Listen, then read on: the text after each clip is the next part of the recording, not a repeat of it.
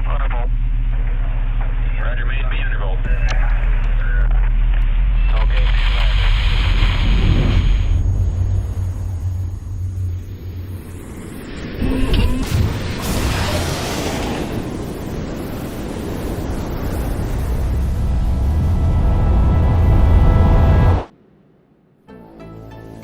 Hey you.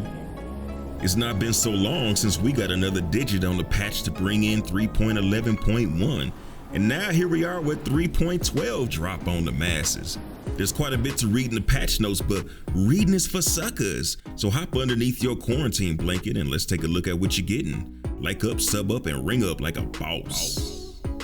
The Talon and Talon Strike, two new ships from Asperia, are hitting the verse. The first to sport the new iridescent paint shaders, or chameleon paint as they say in the streets.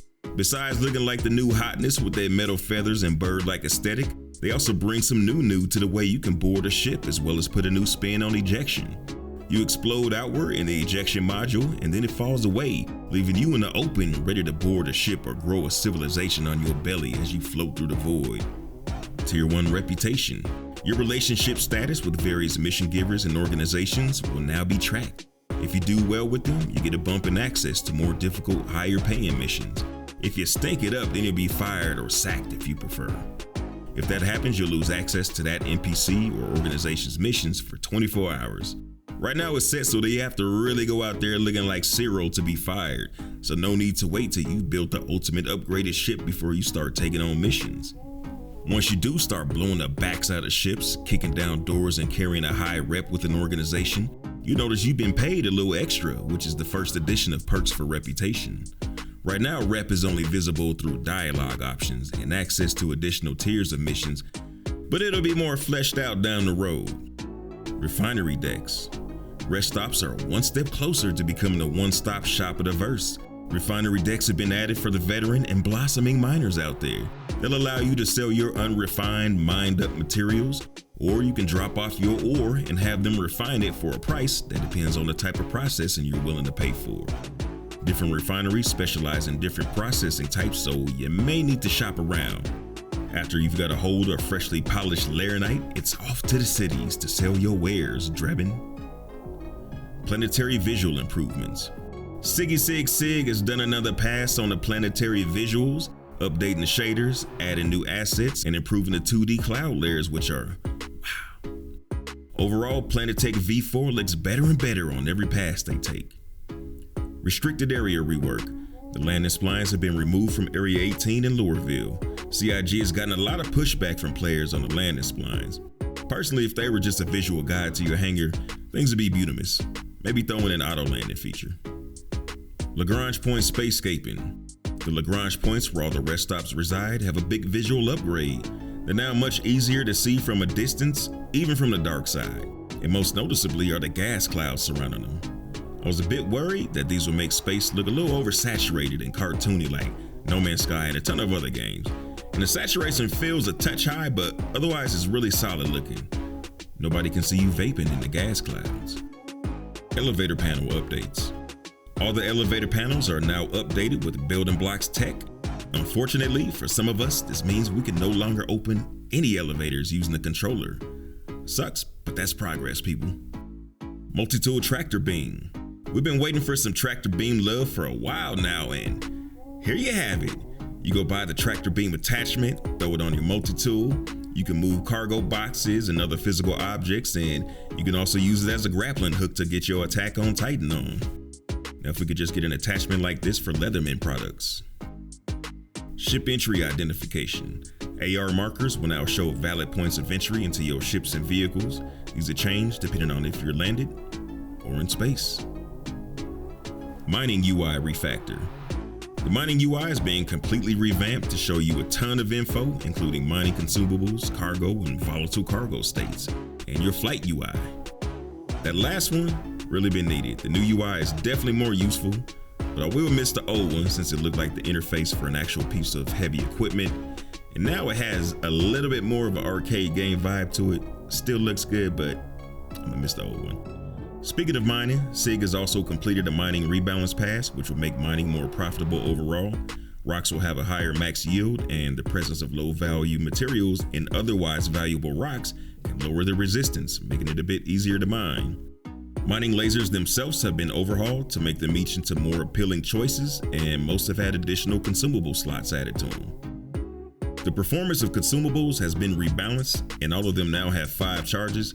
I've never felt a need for consumables, but after mining in 3.12, I can say they definitely have their place now. Gemini AO3 Sniper Rifle. The AO3 comes with an integrated scope and functions as a sniper rifle and can be fired semi-automatically like a DMR. Bearing FS9 LMG. This is a light machine gun that's known for its ability to maintain accuracy during sustained suppressive fire. Suppressing fire! Weapon zeroing. In order to avoid shooting above your target to account for bullet drop, SIG has implemented weapon zeroing. This gives you a rangefinder when you aim down sights. Once your target is acquired, you can zero your weapon to the rangefinder's distance with page up and reset it with page down. Richard Harrow needs no weapon zeroing. Ship thrusters can now blow away objects and players. Can't wait to see what folks do with this. Wheeled vehicle and aiming improvements. Virtual joystick controls for wheeled vehicles have been reworked. Overall improvements include using the V key to disable the auto brake state that happens when no forward or backward input is used, freezing the aim vector with right alt and G when in manual gimbal mode, and more inversion settings have also been added. Countermeasures version 1.1. You have the option to launch multiple countermeasures, making it more effective. Flares have been renamed lures and have different deploy modes. Size 9 torpedoes are now deadlier. Only need a few to take down larger ships. The trade-off is that they travel slower. A button has been added to recalibrate head tracking, along with a bunch of additional options. Support for the Tobii 4C and Tobii Eye Tracker 5 is also in play. A little more expensive than Track IR, but at least it's not something you have to wear on your head and then break in a few months. Ordnance replenishing has had a pass, making reloading more expensive. There's a new option requiring you to hold the button down to exit your seat. New Deal is enclosed now. Security now has different ships in the cavalry. INS Jericho is out there. You can drop out of quantum travel instantly. Hidden places like drug labs are now POIs marked on the map. Not sure if that was meant to be or what. Hopefully not, man. It's not a cool speakeasy when everybody can see it. Don't shut the party down at 11, CIG. Chasing NPC bounties is now like chasing player bounties. They'll lead you on a merry little chase. Distortion weapons have been temporarily rebalanced. Ground turrets will be detectable quicker. You'll find that EVA is a bit different now. Space brake can now be set on an analog axis. The Origin 100 series ships are available to buy in the PU. The Nomad and the Mercury Star Runner got a buff to their fuel tanks. Poetry snaps on that. And the Mercury Star Runner's HP was cut in half because, well, it had way too much health, as much as a hammerhead. Starter ships no longer have claim timers when expediting. Non-starter ships will have increased claim times and expedited costs. To celebrate Luminalia, presents have been hidden randomly around landing zones for players to find and pick up that can be sold in-game. As far as bug fixes, there are a ton of them. Here's the highlights.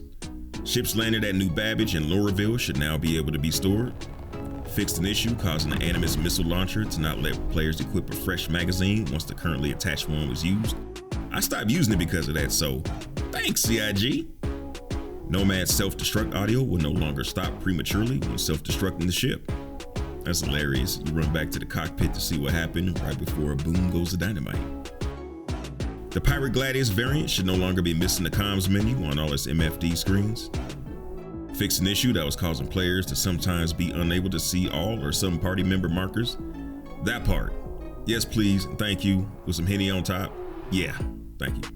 That alone is worth the patch. I'm excited for the evolution of mining as a more fleshed out career. You can go for the quick pesos, or you can reinvest some time and money into earning bigger credilinis. The addition of reputation should have folks playing a little bit different. I'm interested to see what happens when you're forced to abandon bugged missions when they inevitably rebalance it. Siggy Sig Sig, if you're listening, we love the building blocks. Everything looks better with each patch. Please, show us controller citizens some love. Having to use the mouse and keyboard for some things is fine, but When you're just walking around, shopping, exploring the city, or just making our way from one floor to the next for any reason, it'd be really nice to lean back in our chairs with a bland expression on our face and our controllers in our laps. Just saying. But that's all I got for the new update. I hope you enjoyed not staring at a super long list of patch notes, and hey, I'm still trying to give away that whole C. Anybody trying to get that? If you have no clue what I'm talking about, check out my whole C giveaway video and stay ready so you ain't gotta get ready. Big Apex Predator shout out to the 13 wise men for keeping the lights on around here. Odin, aka by the beard of Odin, we shall have red jello. Gino Garone, aka Mr. Safety Speeder. Hold on the Claim Jumper Esquire. Mysterious Mike Elvira watching from the shadows. Saucy one, the flousy one, marathon streaming like a boss. Slick Dick Dansley, the dandiest. Commander Ride Out Blackout on the ones and twos. Shotton King, the Chris Roberts game veteran. Phantasm, aka Games of Rust. JP Stravinsky making that happen in the ether. Sweet Jumps, what's he doing? Whatever he feels like, gosh. Eyes Open 2018, hope your eyes staying open for 2021, man. Good looking out, execs, you are appreciated. Big high karate salute and shout out to all the fams supporting the Dig That and the Space Sim Arts. Salute to the mother, Buster Boy, Guillotine Girl, SM, Generalissimo, Commander Dr. Digital, Space Pirate McMorgan, go check him out. Zayla Maru, Commander Leviathan Soul, Timeout 4 2020, Train Man Rob, Dead Eye, Buster Psycho, Figment, Evil Weasel, Titan Prime, Crash Test, Zed, Smoke Mito, Cool Breeze, and Captain Rico Suavemente. Besame. Big thanks, Fambinos. My name is Dig That, and I can't wait to drink some eggnog. Fly dirty, citizens.